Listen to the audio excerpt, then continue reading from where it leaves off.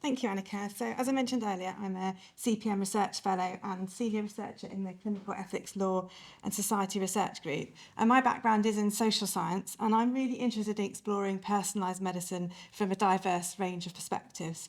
So my current empirical work with Kate and Lisa Ballard and others is focusing on the ethical and social issues that arise for those living and working with genetic and genomic results. But today, given today's focus on reimagining personalised medicine, I want to share some preliminary findings from an ongoing collaboration. And so building on our work with patients and families who've participated in genomic testing, we were really keen to gauge public perceptions and to do something to gain a more in-depth insights than we perhaps might get from a survey. So to do that, CELS and CPM have been collaborating with Mass Observation. Mass Observation, I don't know if you've come across it, but it's an ongoing national research project curating perspectives and experiences of daily life in Britain. And it was established in the 1930s, so since then participants have been depositing diaries and things like that about all manner of interesting issues. But in the 1980s, Mass Observation set up a panel of writers known as observers. And 3 times a year, the observers are invited to write responses to a set of questions or prompts, and these are known as directives. Again, can be all manner of interesting topics, often cover really timely and topical things. And because Mass Observation has this really long-standing relationship with observers, their accounts are often really candid and very detailed. So last summer, we worked with Mass Observation to develop a directive focused on genetics and health in our everyday lives. And we are really interested in reading observers' experiences and views of personalised care, of any experiences they'd had with genetics, or perhaps any experiences their family and friends have had. We were interested in thinking about some of the issues that genetic testing can raise, and also suppose some potential future uses of genetics and see what they thought about that. So we opted to include a range of questions and prompts. We encouraged observers to draw on their own personal experiences and those of their friends and family. We posed a fictional scenario to explore some of these issues that genetic testing can raise, and we invited them to imagine how genetics might feature in our future lives. So today I'm going to focus on one aspect of our analysis, and that's their observers' experiences of personalised care. So we were interested in personalised care for 2 key reasons. We wanted to explore the interface between personalised care and personalised medicine and the different priorities that different stakeholders might have.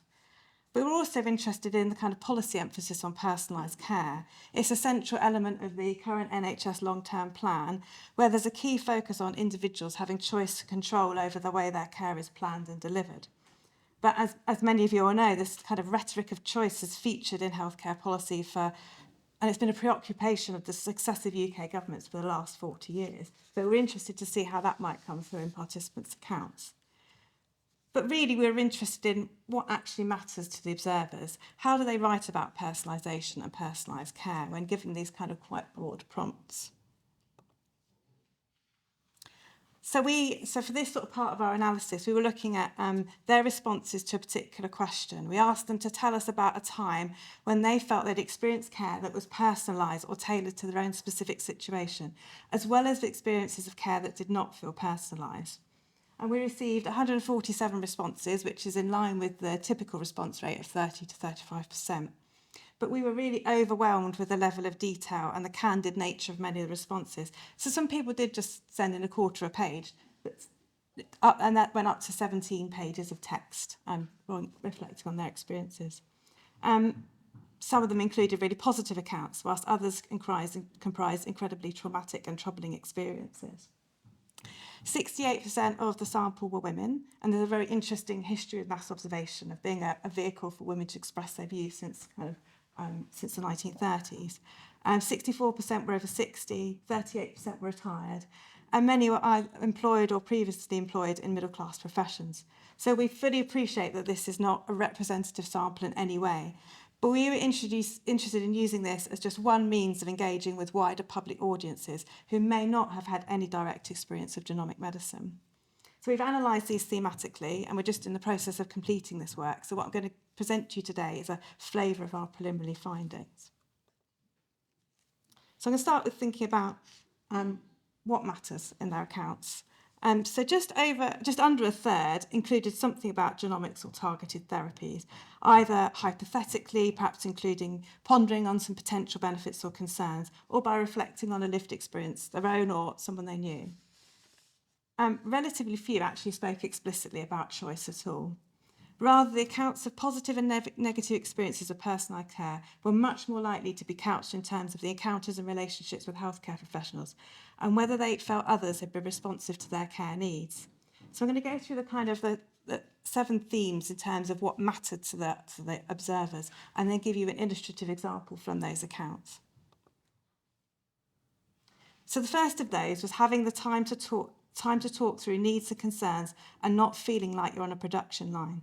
So this observer said, I feel I can't get anyone to listen to me, and when I try to explain, I receive a cursory nod, maybe a sympathetic tut-tut, and then we move swiftly on. It feels that I'm part of a tick box exercise.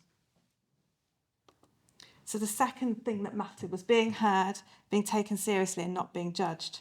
And this observer wrote, to illustrate this observer wrote, I instinctively think the idea of personalised care sounds like a good one, especially if by personalised we mean person-led. I know many people who've had troubled experiences of care who have felt they're not listened to by medical professionals.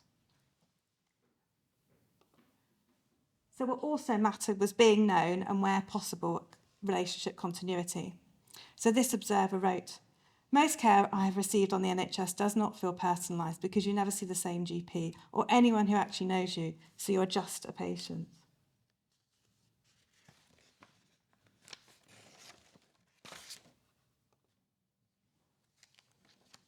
So having care needs attended to, especially efforts to ensure both physical and mental health needs were met, were also important.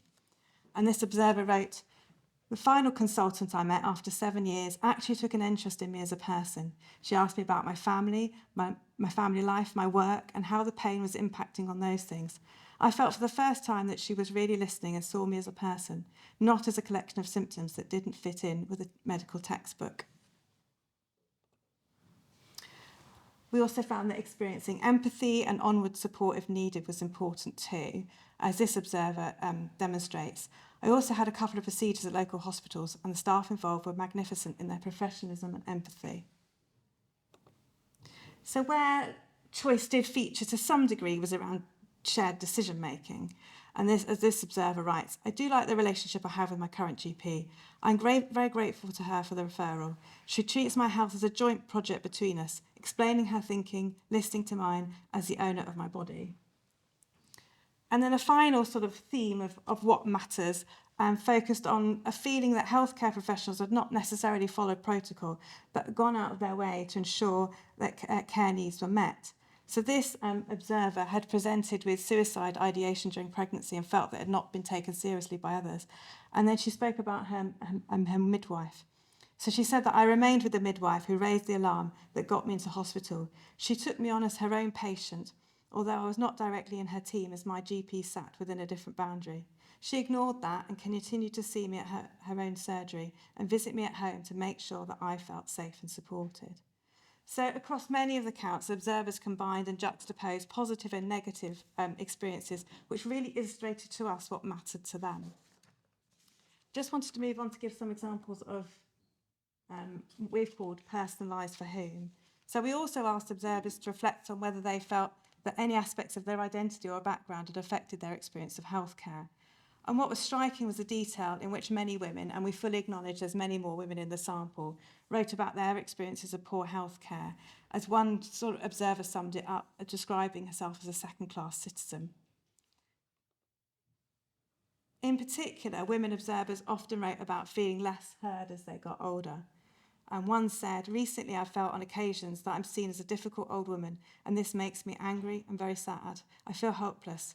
I hold back when I try and see the doctor, and when there, I'm reluctant to disagree with them, even though I need to. Unfortunately, things have changed. As a younger woman, I could talk to doctors. Now I feel very much a lesser being. There were also accounts that highlighted instances where observers felt ethnic or cultural background affected their experiences. So this observer said, I feel my husband, who's Sri Lanka, is frequently not listened to as much as he should be. And then there were also instances where aspects of mental health impacted on how people felt their experience of healthcare. And this one example illustrates that. So this observer said, "I've got bipolar disorder and I always feel like I'm an object when people are treating me. I'm a problem to be fixed. It's not that I'm not listened to, but they're waiting for the keywords. The things I think are important are not the things they're interested in. It happens with GPs too. It sometimes feels like their attitude is, that can't be the problem, this must be the problem instead. And maybe they're right, I don't know, I'm not a doctor, but I often leave feeling less of a person." So for us, these examples really highlighted the inequities of experiences of personalised care, which I know is going to chime with some of the presentations in the session after lunch. So I hope what this brief insight into analysis has shown so far is that while some observers wrote about personalised care in terms of technological developments, few explicitly mentioned anything about choice, except in relation to joint decision-making. Rather, it was the interactions and relationships that framed much of the writing, from positive, mixed and troubling accounts, that highlighted the inequities. But there was another set of concerns that featured in the accounts of many observers, and that was a concern about the necessary prerequisites that enable care to feel personalised. So for some, a lack of resources was a key barrier, and that a well-resourced health service was fundamental to delivering any form of personalisation, tailored treatments or care. As this observer wrote, "Personalised healthcare would be the gold standard, whether through genetic modification or otherwise. But given the parlous state of the NHS currently, this seems implausible. Massive investment in research, development and training would be essential for the delivery of something as far-reaching as individualised diagnosis and care." And this was further evidenced in the accounts by the conflation between personalised care and private healthcare by a relatively significant proportion of participants who felt that care could only be personalised care could only be expected from the private sector. And then it's not surprising that given the emphasis on encounters and relationships with those positioned at the heart of personalised care, they were also at the forefront of observers' minds.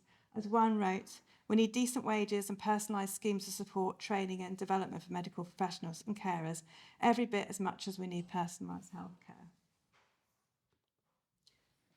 So in conclusion then, a decade ago, Cornetta and Brown, in drawing on their experiences from the USA, wrote, "Personalised medicine has become a buzzword in translational research with the promise to revolutionise patient care. To many physicians, this revolution will come in the form of improved disease prediction, preventative medicine, diagnostic testing and treatment.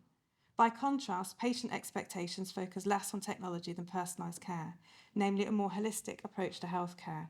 And our analysis of these written accounts from mass observation panellists suggests that this is just as relevant today in the UK. Yes, some wrote about hopes and experiences of genomics and tailored treatments, but the majority wrote in length about the need to feel seen and heard, for decision-making to feel like a joint project, and for a more holistic understanding of their physical and mental health and how this shapes and is shaped by the wider context of their lives. It was the interactions and relationships that made their experiences of healthcare feel personalised, and the adequate resourcing of the NHS and support for those whose work scaffolds personalised care was vital. So given this brief nature of this presentation, I haven't really been able to share with you the richness of the accounts in detail, but I'd like to leave you with the thoughts of one observer who, after a lengthy and reflective piece, voiced the following concerns. They said, "I think the medical profession is more likely to use genes as a diagnostic tool at the expense of actually looking at the patient and how they feel, what their environment is, and what their history has led them to whatever symptom they have." And I'd just like to thank all the writers for mass observation, the archivists and trustees who supported this work, as well as the CPM and CELS and BRC at the University of Southampton. Thank you.